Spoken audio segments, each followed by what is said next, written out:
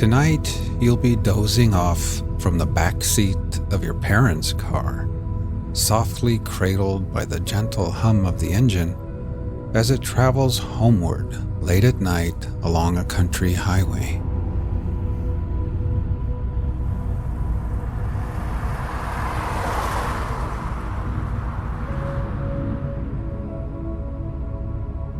Imagine you are sitting in the back seat with your head nestled into a cozy pillow propped against the window. You are gazing out at the moonlit countryside, and on your face is a soft and secret smile.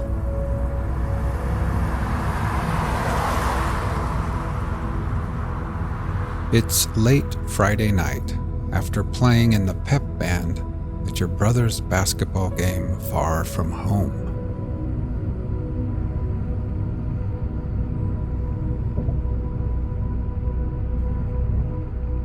Your kid sister has nodded off already. She's laying across the wide seat with her head resting softly in your lap.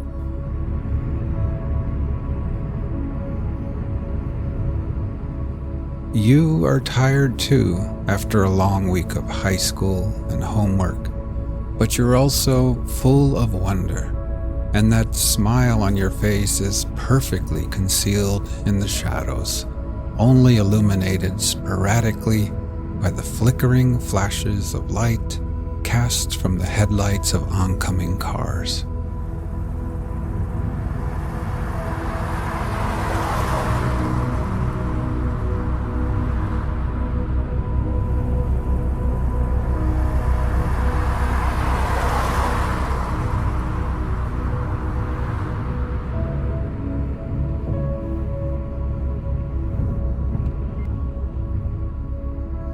You rest your forehead against the cool glass of the window. Every now and then, a distant farmhouse light appears, towering like a lighthouse in the dark, casting bright beams across the endless, waterless ocean of a prairie.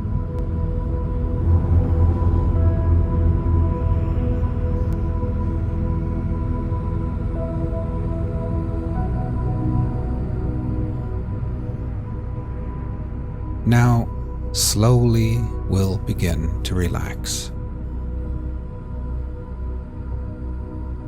First, with eyes closed, just become aware of your breathing, feeling your chest gently rise and fall again.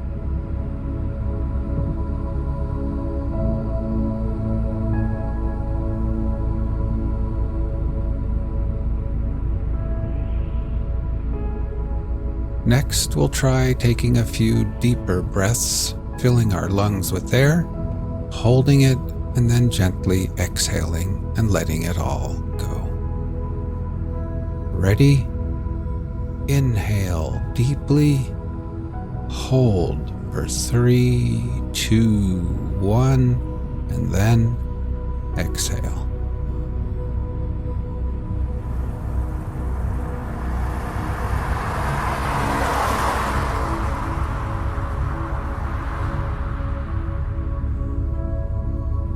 One more time. Breathe in deeply, hold for 3, 2, 1, and then exhale.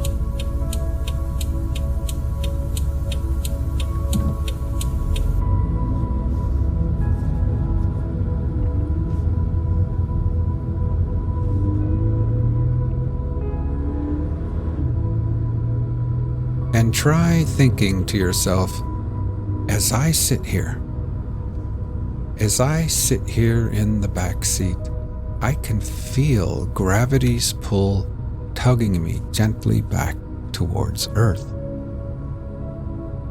With every exhale, I can feel the weight of the day slipping away.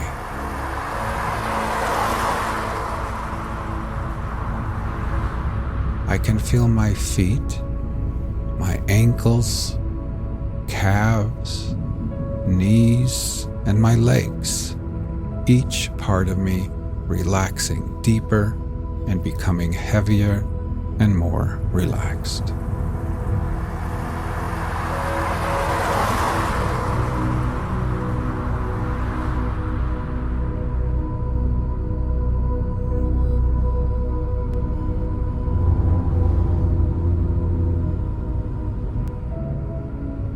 Up in the front seat, your parents recap and relive the big game.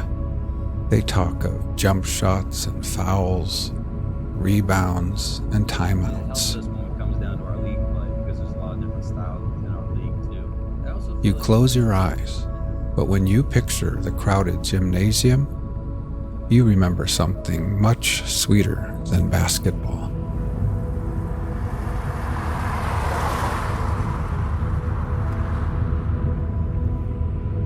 Your mind drifts back, but now the memory of the night is soothing and hypnotic, somehow quieter, as if it all played out in slow motion. Sneakers squeaking on the hardwood floor, cheers blasting out from spirit sections choreographed by cheerleaders and mascots.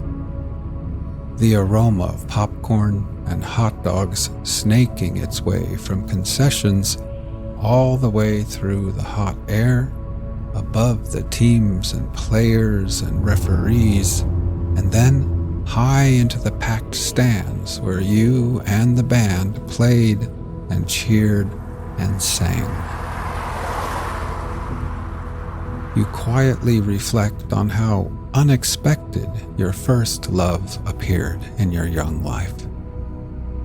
It feels as if the universe brought it to you slowly, and yet, in the end, also unexpectedly in a flash.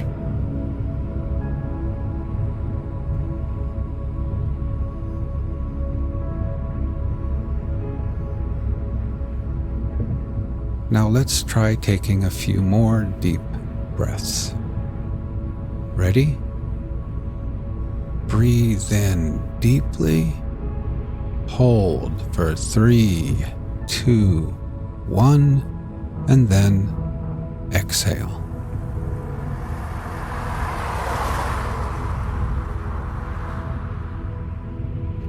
Try continuing on your own, and while doing this, try thinking to yourself, as I sit here, my whole body feels heavy and relaxed. With every exhale, I can feel gravity pulling me back towards Earth gently. I can feel my head, my shoulders, my neck becoming relaxed and at ease. And my legs are heavy and at peace with gravity's pull. Now my whole body, my legs and feet, my arms and hands, my torso, my head and neck and shoulders, my whole body is completely at peace, relaxed, and at ease.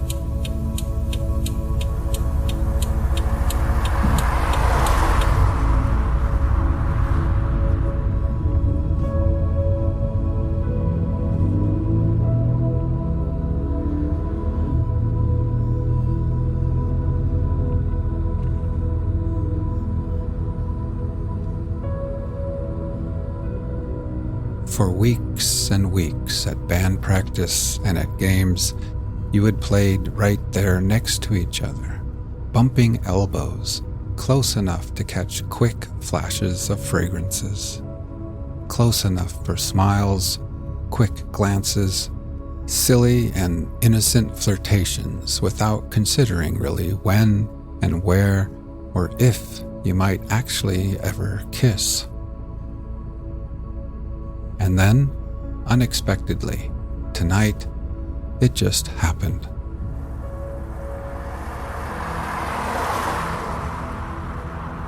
while the whole gymnasium was on its feet, the whole world preoccupied with some monumental moment of a basketball game.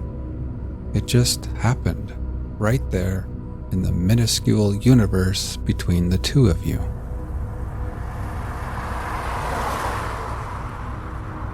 When you think about it now, falling in love was a lot like those farmhouse lights out there in the darkness. Everything approached so slowly at first, off in the distance, hardly moving at all. And then, love gained momentum and approached you carefully and timidly, getting closer and closer, and before you knew it, before you both knew it, true love had rushed up on you in a heartbeat, irresistible and suddenly undeniable.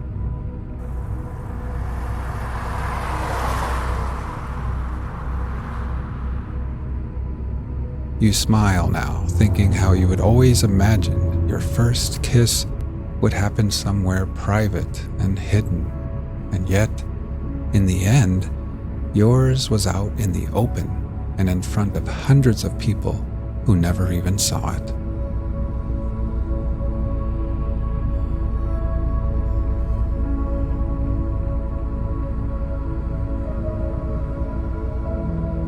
As your parents dial in the AM radio, you finally close your eyes and lean back.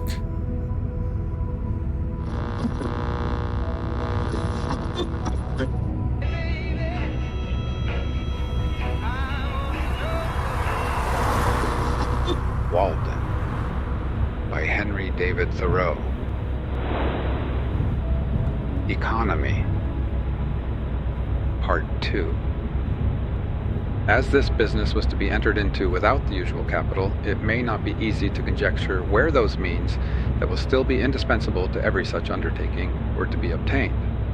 As for clothing, to come at once to the practical part of the question, perhaps we are led oftener by the love of novelty and a regard for the opinions of men in procuring it than by a true utility. Let him who has work to do recollect that the object of clothing is, first, to retain the vital heat, and secondly, in this state of society, to cover nakedness. And he may judge how much of any necessary or important work may be accomplished without adding to his wardrobe. Kings and queens who wear a suit but once, though made by some tailor or dressmaker to their majesties, cannot know the comfort of wearing a suit that fits. They are no better than wooden horses to hang the clean clothes on. Every day our garments become more assimilated to ourselves, receiving the impress of the wearer's character, until we hesitate to lay them aside, without such delay and medical appliances and some such solemnity even as our bodies. No man ever stood the lower in my estimation for having a patch in his clothes, yet I am sure that there is greater anxiety commonly to have fashionable or at least clean and unpatched clothes than to have a sound conscience. But even if the rent is not mended, perhaps the worst vice betrayed is improvidence. I sometimes try my acquaintances by such tests as this. Who could wear a patch or 2 extra seams only over the knee? Most behave as if they believed that their prospects for life would be ruined if they should do it. It would be easier for them to hobble to town with a broken leg than with a broken pantaloon. Often, if an accident happens to a gentleman's legs, they can be mended. But if a similar accident happens to the legs of his pantaloons, there is no help for it, for he considers not what is truly respectable, but what is respected. We know but few men, a great many coats and breeches. Dress a scarecrow in your last shift, you standing shiftless by. Who would not soonest salute the scarecrow? Passing a cornfield the other day, close by a hat and coat on a stake, I recognized the owner of the farm. He was only a little more weather-beaten than when I saw him last. I have heard of a dog that barked at every stranger who approached his master's premises with clothes on, but was easily quieted by a naked thief.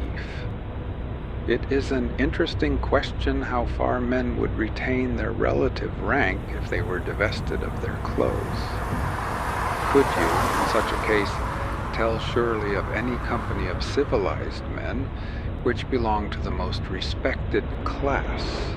When Madame Pfeiffer, in her adventurous travels round the world from east to west, had got so near home as Asiatic Russia, she says that she felt the necessity of wearing other than a traveling dress when she went to meet the authorities, for she was now in a civilized country where people are judged of by their clothes. Even in our democratic New England towns, the accidental possession of wealth and its manifestation in dress and equipage alone obtain for the possessor almost universal respect. But they yield such respect, numerous as they are so far heathen, and need to have a missionary sent to them. Beside, clothes introduced sewing, a kind of work which you may call endless. A woman's dress, at least, is never done. A man who has at length found something to do will not need to get a new suit to do it in. For him, the old will do, that has lain dusty in the garret for an indeterminate period.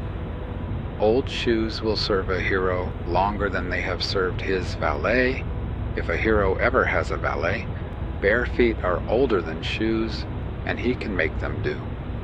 Only they who go to soirees and legislative halls must have new coats to change as often as the man changes in them. But if my jacket and trousers, my hat and shoes are fit to worship God in, they will do. Will they not? Who ever saw his old clothes, his old coat, actually worn out, resolved into its primitive elements, so that it was not a deed of charity to bestow it on some poor boy, by him perchance to be bestowed on some poorer still, or shall we say richer, who could do with less? I say, beware of all enterprises that require new clothes, and not rather a new wearer of clothes. If there is not a new man, how can the new clothes be made to fit? If you have any enterprise before you, try it in your old clothes. All men want not something to do with, but something to do, or rather something to be. Perhaps we should never procure a new suit, however ragged or dirty the old, until we have so conducted, so enterprised, or sailed in some way, that we feel like new men in the old, and that to retain it would be like keeping new wine in old bottles. Our molting season, like that of the fowls, must be a crisis in our lives. The loon retires to solitary ponds to spend it. Thus also the snake casts its slough, and the caterpillar its wormy coat, by an internal industry and expansion, for clothes are but our outmost cuticle and mortal coil. Otherwise we shall be found sailing under false colors, and be inevitably cashiered at last by our own opinion, as well as that of mankind. We don garment after garment, as if we grew like exogenous plants by addition without. Our outside and often thin and fanciful clothes are our epidermis, or false skin, which partakes not of our life, and may be stripped off here and there without fatal injury. Our thicker garments, constantly worn, are our cellular integument, or cortex, but our shirts are our liber, or true bark, which cannot be removed without girdling and so destroying the man. I believe that all races at some seasons wear something equivalent to the shirt. It is desirable that a man be clad so simply that he can lay his hands on himself in the dark, and that he live in all respects so compactly and preparedly that if an enemy take the town, he can, like the old philosopher, walk out the gate empty-handed without anxiety, while one thick garment is, for most purposes, as good as 3 thin ones, and cheap clothing can be obtained at prices really to suit customers, while a thick coat can be bought for $5, which will last as many years, thick pantaloons for $2, cowhide boots for $1.50 a pair, a summer hat for $0.25, and a winter cap for 62.5 cents, or a better be made at home at a nominal cost. Where is he so poor that, clad in such a suit of his own earning, there will not be found wise men to do him reverence? When I ask for a garment of a particular form, my tailoress tells me gravely, they do not make them so now, not emphasizing the they at all, as if she quoted an authority as impersonal as the fates, and I find it difficult to get made what I want, simply because she cannot believe that I mean what I say, that I am so rash. When I hear this oracular sentence, I am for a moment absorbed in thought, emphasizing to myself each word separately, that I may come at the meaning of it, that I may find out by what degree of consanguinity they are related to me, and what authority they may have in an affair which affects me so nearly. And finally, I am inclined to answer her with equal mystery, and without any more emphasis of the they. It is true they did not make them so recently, but they do now. Of what use this measuring of me if she does not measure my character, but only the breadth of my shoulders, as it were a peg to hang the coat on? We worship not the graces, nor the parse, but fashion. She spins and weaves and cuts with full authority. The head monkey at Paris puts on a traveler's cap, and all the monkeys in America do the same. I sometimes despair of getting anything quite simple and honest done in this world by the help of men. They would have to be passed through a powerful press first to squeeze their old notions out of them, so that they would not soon get upon their legs again, and then there would be someone in the company with a maggot in his head, hatched from an egg deposited there, nobody knows when, for not even fire kills these things, and you would have lost your labor. Nevertheless, we will not forget that some Egyptian wheat was handed down to us by a mummy. On the whole, I think that it cannot be maintained that dressing has in this or any country risen to the dignity of an art. At present, men make shift to wear what they can get. Like shipwrecked sailors, they put on what they can find on the beach, and at a little distance, whether of space or time, laugh at each other's masquerade. Every generation laughs at the old fashions, but follows religiously the new. We are amused at beholding the costume of Henry VIII, or Queen Elizabeth, as much as if it was that of the King and Queen of the Cannibal Islands. All costume off a man is pitiful or grotesque. It is only the serious eye peering from and the sincere life passed within it, which restrain laughter and consecrate the costume of any people. Let Harlequin be taken with a fit of the colic, and his trappings will have to serve that mood too. When the soldier is hit by a cannonball, rags are as becoming as purple. The childish and savage taste of men and women for new patterns keeps how many shaking and squinting through kaleidoscopes that they may discover the particular figure which this generation requires today. The manufacturers have learned that this taste is merely whimsical. Of two patterns which differ only by a few threads more or less of a particular color, The one will be sold readily, the other lie on the shelf, though it frequently happens that after the lapse of a season, the latter becomes the most fashionable. Comparatively, tattooing is not the hideous custom which it is called. It is not barbarous merely because the printing is skin deep and unalterable. I cannot believe that our factory system is the best mode by which men may get clothing. The condition of the operatives is becoming every day more like that of the English, and it cannot be wondered at since, as far as I have heard or observed, the principal object is not that mankind may be well and honestly clad, but unquestionably that corporations may be enriched. In the long run, men hit only what they aim at. Therefore, though they should fail immediately, they had better aim at something high. As for a shelter, I will not deny that this is now a necessary of life, though there are instances of men having done without it for long periods in colder countries than this. Samuel Lang says that the Laplander in his skin dress and in a skin bag which he puts over his head and shoulders will sleep night after night on the snow, in a degree of cold which would extinguish the life of one exposed to it in any woolen clothing. He had seen them asleep thus, yet he adds, "They are not hardier than other people."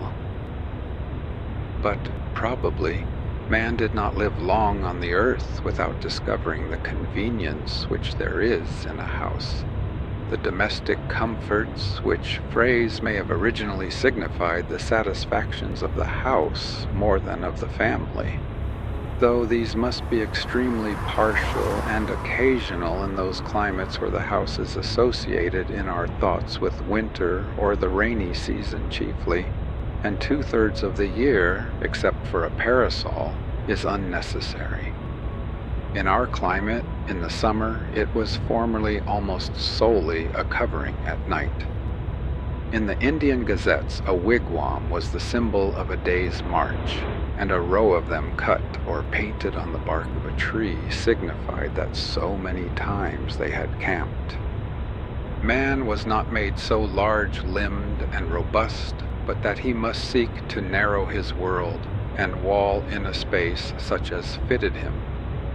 He was at first bare and out of doors, but though this was pleasant enough in serene and warm weather, by daylight, the rainy season, and the winter, to say nothing of the torrid sun, would perhaps have nipped his race in the bud if he had not made haste to clothe himself with the shelter of a house. Adam and Eve, according to the fable, wore the bower before other clothes. Man wanted a home, a place of warmth or comfort, first of physical warmth, then the warmth of the affections. We may imagine a time when, in the infancy of the human race, some enterprising mortal crept into a hollow in a rock for shelter. Every child begins the world again to some extent and loves to stay outdoors, even in wet and cold. It plays house as well as horse, having an instinct for it. Who does not remember the interest with which when young he looked at shelving rocks, or any approach to a cave? It was the natural yearning of that portion of our most primitive ancestor which still survived in us. From the cave we have advanced to roofs of palm leaves, of bark and boughs, of linen woven and stretched, of grass and straw, of boards and shingles, of stones and tiles. At last we know not what it is to live in the open air, and our lives are domestic in more senses than we think. From the hearth to the field is a great distance. It would be well, perhaps, if we were to spend more of our days and nights without any obstruction between us and the celestial bodies. If the poet did not speak so much from under a roof, or the saint dwell there so long. Birds do not sing in caves. nor do doves cherish their innocence in dovecots. However, if one designs to construct a dwelling house, it behooves him to exercise a little Yankee shrewdness, lest after all he find himself in a workhouse, a labyrinth without a clue, a museum, an almshouse, a prison, or a splendid mausoleum instead. Consider first how slight a shelter is absolutely necessary. I have seen Penobscot Indians in this town living in tents of thin cotton cloth, while the snow was nearly a foot deep around them, and I thought that they would be glad to have it deeper to keep out the wind. Formerly, when how to get my living honestly, with freedom left for my proper pursuits, was a question which vexed me even more than it does now. For unfortunately, I am become somewhat callous. I used to see a large box by the railroad, 6 feet long by 3 wide, in which the laborers locked up their tools at night, and it suggested to me that every man who was hard pushed might get such a one for $1, and having bored a few auger holes in it to admit the air at least, get into it when it rained and at night, and hook down the lid, and so have freedom in his love, and in his soul be free. This did not appear the worst, nor by any means a despicable alternative. You could sit up as late as you pleased, and whenever you got up, go abroad without any landlord or house lord dogging you for rent. Many a man is harassed to death to pay the rent of a larger and more luxurious box, who would not have frozen to death in such a box as this. I am far from jesting.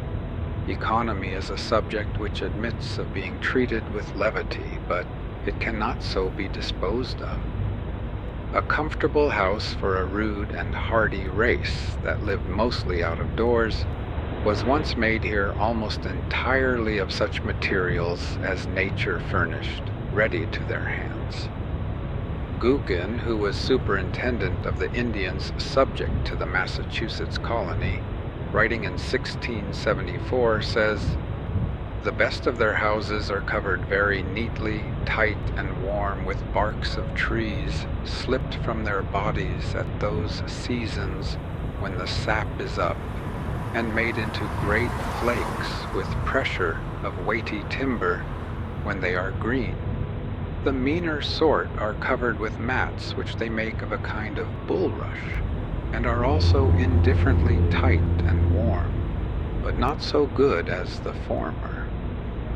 Some I have seen 60 or 100 feet long and 30 feet broad.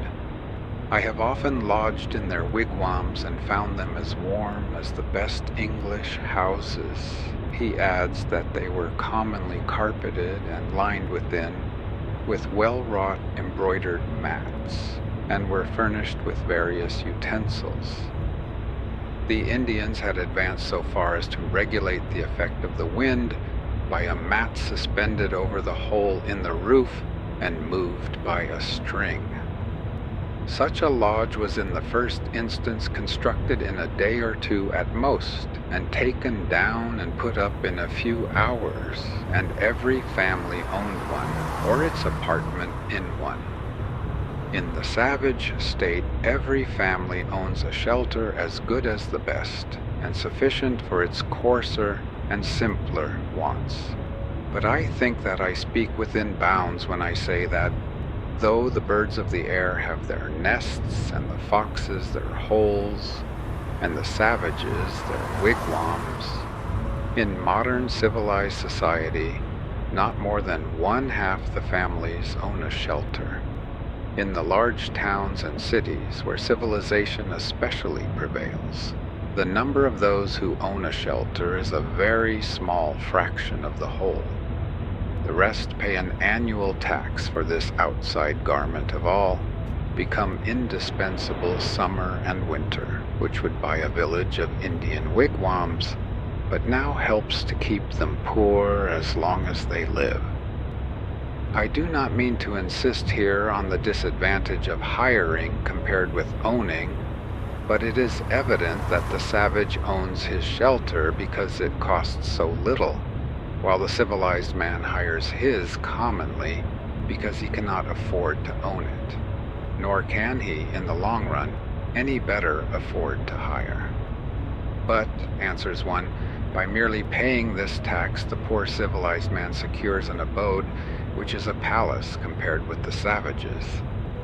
An annual rent of from $25 to $100, these are the country rates, entitles him to the benefit of the improvements of centuries, spacious apartments, clean paint and paper, Rumford fireplace, backplastering, Venetian blinds, copper pump, spring lock, a commodious cellar, and many other things. But how happens it that he who is said to enjoy these things is so commonly a poor civilized man, while the savage who has them not is rich as a savage? If it is asserted that civilization is a real advance in the condition of man, and I think that it is, though only the wise improve their advantages, it must be shown that it has produced better dwellings without making them more costly, and the cost of a thing is the amount of what I will call life, which is required to be exchanged for it, immediately or in the long run. An average house in this neighborhood costs perhaps $800, and to lay up this sum will take from 10 to 15 years of the laborer's life, even if he is not encumbered with the family, estimating the pecuniary value of every man's labor at $1 a day, for if some receive more, others receive less, so that he must have spent more than half his life commonly before his wigwam will be earned. If we suppose him to pay a rent instead, this is but a doubtful choice of evils.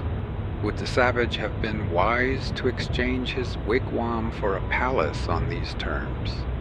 It may be guessed that I reduce almost the whole advantage of holding this superfluous property as a fund in store against the future, so far as the individual is concerned, mainly to the defraying of funeral expenses. But perhaps a man is not required to bury himself. Nevertheless, this points to an important distinction between the civilized man and the savage, and no doubt they have designs on us for our benefit in making the life of a civilized people an institution, in which the life of the individual is to a great extent absorbed in order to preserve and perfect that of the race. But I wish to show at what a sacrifice this advantage is at present obtained, and to suggest that we may possibly so live as to secure all the advantage without suffering any of the disadvantage. What mean ye by saying that the poor ye have always with you, or that the fathers have eaten sour grapes, and the children's teeth are set on edge? As I live, saith the Lord God, ye shall not have occasion any more to use this proverb in Israel. Behold, all souls are mine, as the soul of the Father, so also the soul of the Son is mine. The soul that sinneth, it shall die. When I consider my neighbors, the farmers of Concord, who are at least as well off as the other classes, I find that for the most part they have been toiling 20, 30, or 40 years that they may become the real owners of their farms, which commonly they have inherited with encumbrances or else bought with hired money. And we may regard 1/3 of that toil as the cost of their houses, but commonly they have not paid for them yet. It is true the encumbrances sometimes outweigh the value of the farm, so that the farm itself becomes one great encumbrance, and still a man is found to inherit it, being well acquainted with it, as he says. On applying to the assessors, I am surprised to learn that they cannot at once name a dozen in the town who own their farms free and clear. If you would know the history of these homesteads, inquire at the bank where they are mortgaged. The man who has actually paid for his farm with labor on it is so rare that every neighbor can point to him. I doubt if there are 3 such men in Concord. What has been said of the merchants, that a very large majority, even 97 in 100, are sure to fail, is equally true of the farmers. With regard to the merchants, however, one of them says pertinently that a great part of their failures are not genuine pecuniary failures, but merely failures to fulfill their engagements because it is inconvenient, that is, it is the moral character that breaks down. But this puts an infinitely worse face on the matter, and suggests beside that probably not even the other 3 succeed in saving their souls, but are perchance bankrupt in a worse sense than they who fail honestly. Bankruptcy and repudiation are the springboards from which much of our civilization vaults and turns its somersets, but the savage stands on the unelastic plank of famine. Yet the Middlesex Cattle Show goes off here with éclat annually, as if all the joints of the agricultural machine were suent. The farmer is endeavoring to solve the problem of a livelihood by a formula more complicated than the problem itself. To get his shoestrings, he speculates in herds of cattle. With consummate skill, he has set his trap with a hairspring to catch comfort and independence, and then, as he turned away, got his own leg into it. This is the reason he is poor, and for a similar reason we are all poor in respect to 1,000 savage comforts, though surrounded by luxuries. As Chapman sings, "The false society of men, for earthly greatness, all heavenly comforts rarefies to air." And when the farmer has got his house, he may not be the richer but the poorer for it, and it be the house that has got him. As I understand it, that was a valid objection urged by Momus against the house which Minerva made, that she had not made it movable, by which means a bad neighborhood might be avoided.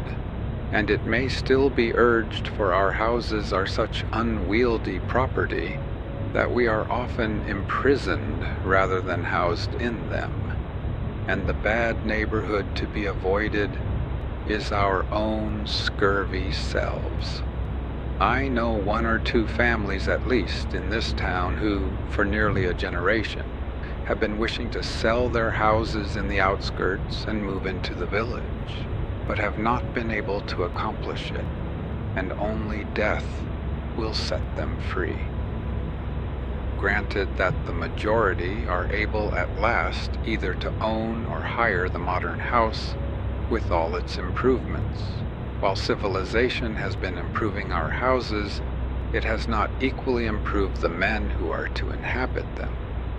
It has created palaces, but it was not so easy to create noblemen and kings. And if the civilized man's pursuits are no worthier than the savage's, if he has employed the greater part of his life in obtaining gross necessaries and comforts merely, why should he have a better dwelling than the former? But how do the poor minority fare?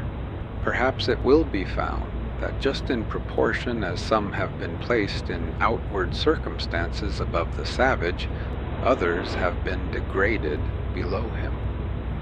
The luxury of one class is counterbalanced by the indigence of another.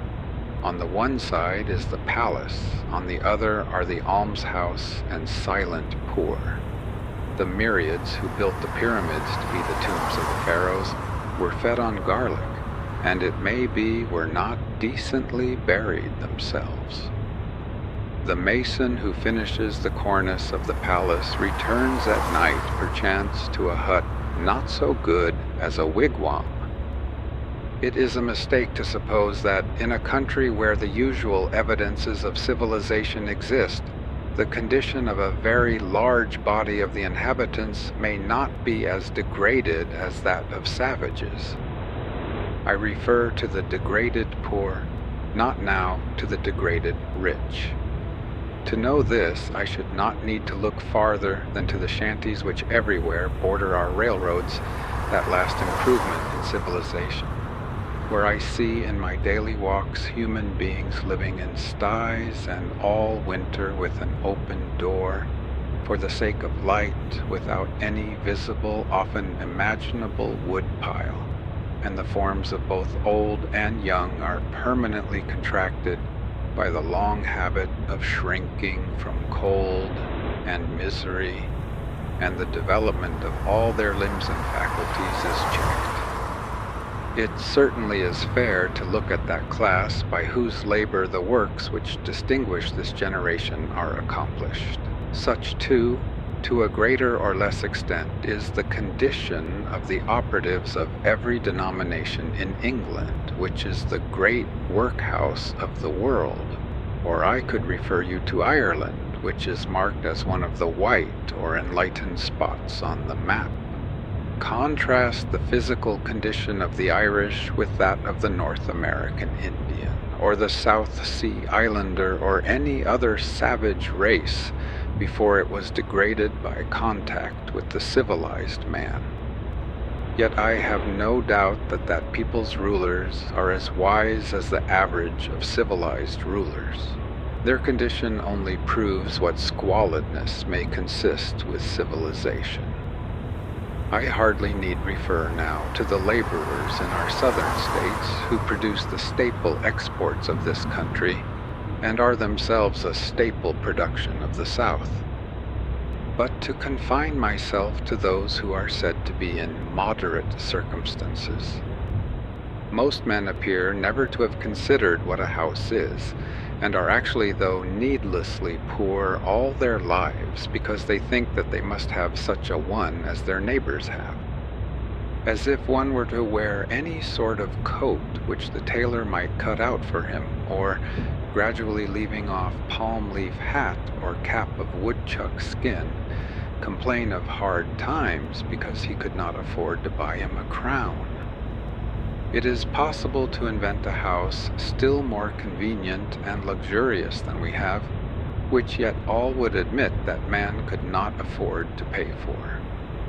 Shall we always study to obtain more of these things, and not sometimes to be content with less?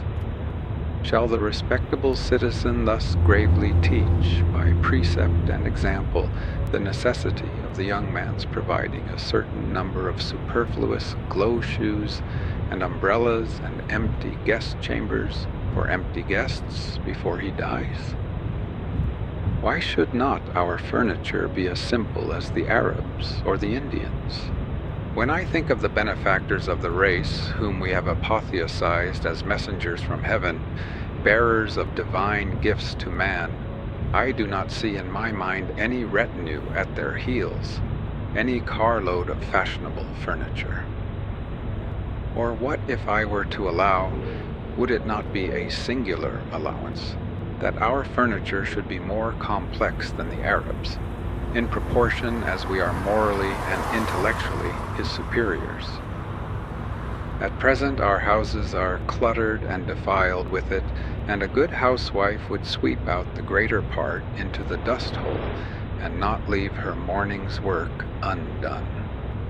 Morning work, by the blushes of Aurora and the music of Memnon, what should be man's morning work in this world?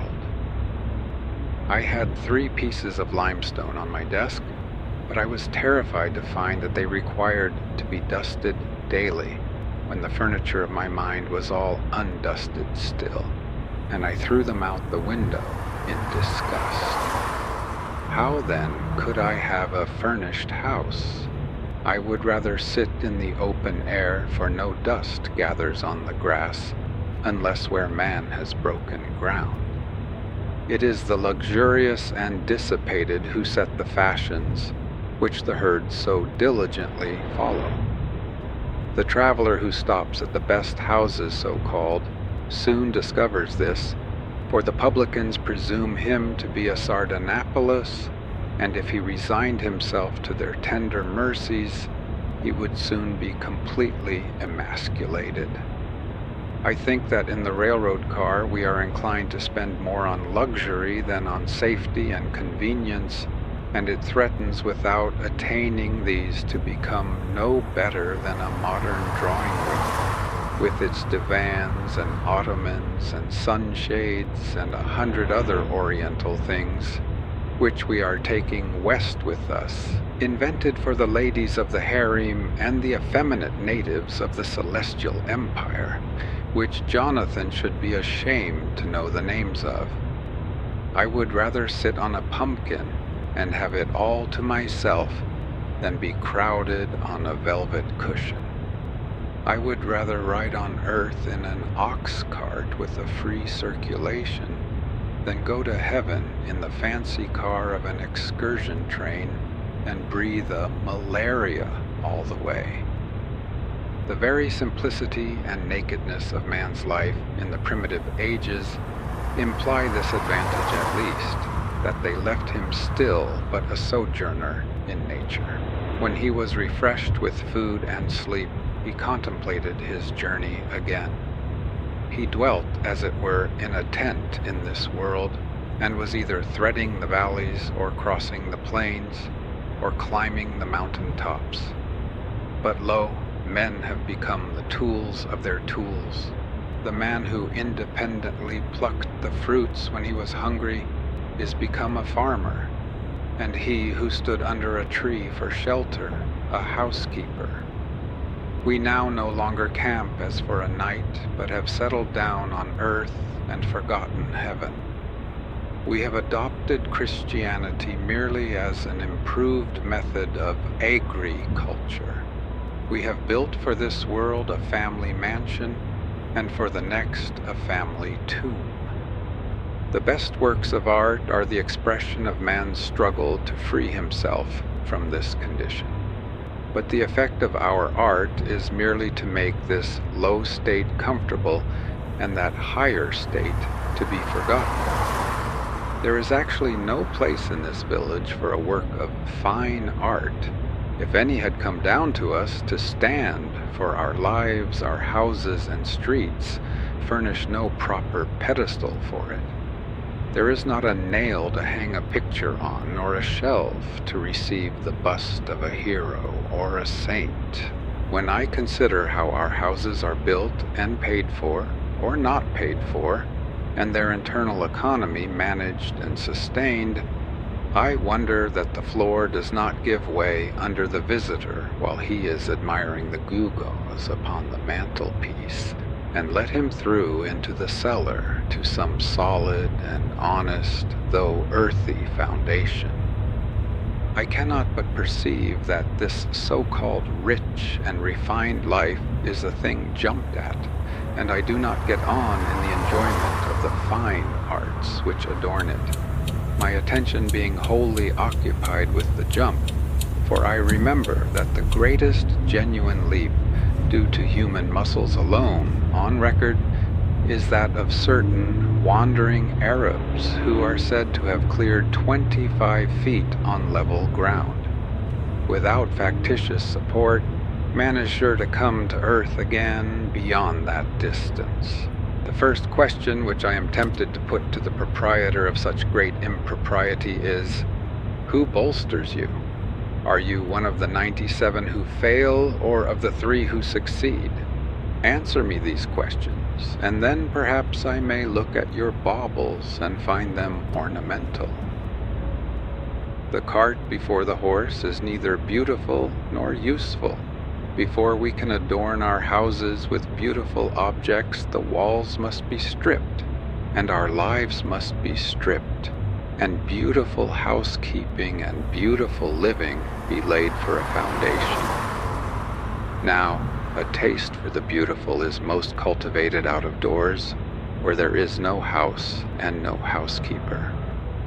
Old Johnson, in his wonder-working Providence, speaking of the first settlers of this town with whom he was contemporary, tells us that They burrow themselves in the earth for their first shelter under some hillside, and casting the soil aloft upon timber, they make a smoky fire against the earth at the highest side.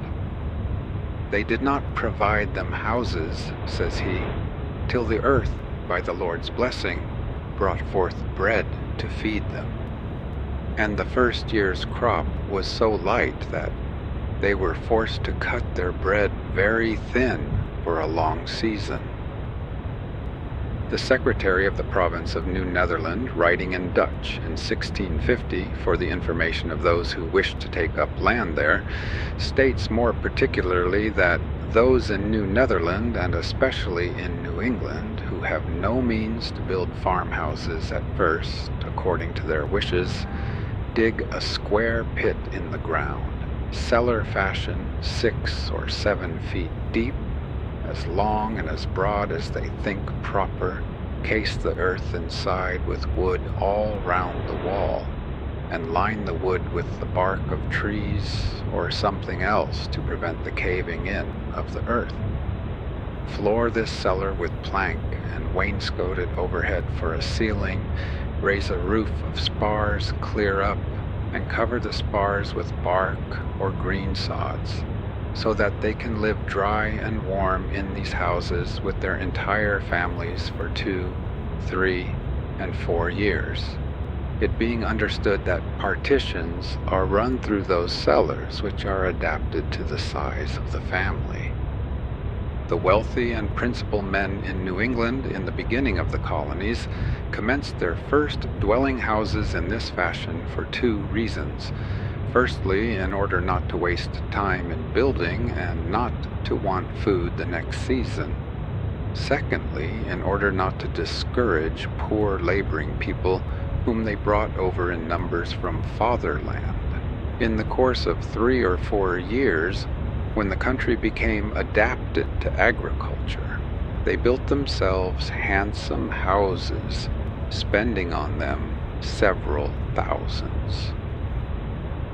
In this course, which our ancestors took, there was a show of prudence at least, as if their principle were to satisfy the more pressing wants first.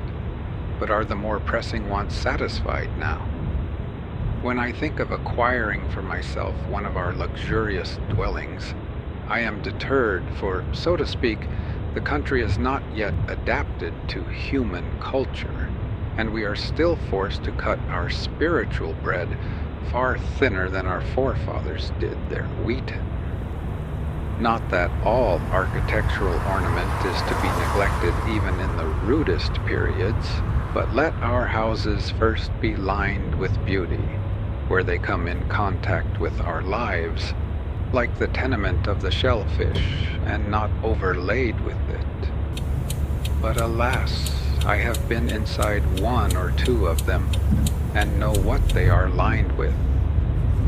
Though we are not so degenerate, but that we might possibly live in a cave or a wigwam or wear skins today, it certainly is better to accept the advantages, though so dearly bought, which the invention and industry of mankind offer. In such a neighborhood as this, boards and shingles, lime and bricks are cheaper and more easily obtained than suitable caves, or whole logs or bark in sufficient quantities, or even well-tempered clay or flat stones. I speak understandingly on this subject, for I have made myself acquainted with it both theoretically and practically. With a little more wit, we might use these materials so as to become richer than the richest now are, and make our civilization a blessing. The civilized man is a more experienced and wiser savage, but to make haste to my own experiment,